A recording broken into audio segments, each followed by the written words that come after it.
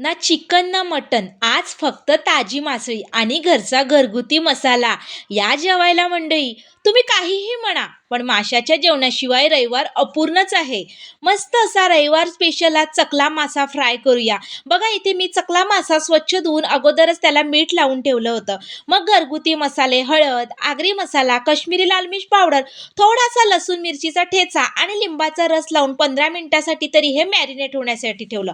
15 मिनिटानंतर गॅसवर तवा ठेवला आणि त्यात तेल घालून ते चांगलं गरम करून थोडा लसूण ह्यात ठेचून घातला आणि मग ह्या चकल्या माशाचे पीसेस एक एक ह्यात सोडले. 5 मिनिटं मंद गॅसवरती असेच ठेवून दुसरी बाजू सुद्धा ह्याची पलटून घेतली.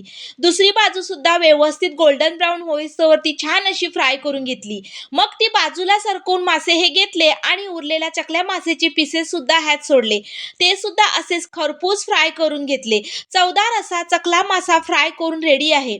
तुमच्याकडे आजचा बेत काय होता ते मला कमेंट करून नक्की सांगा आणि सोबत व्हिडिओला एक लाईक आणि चॅनलला सबस्क्राईब करायला विसरू नका. भेटू पुन्हा, तोपर्यंत धन्यवाद.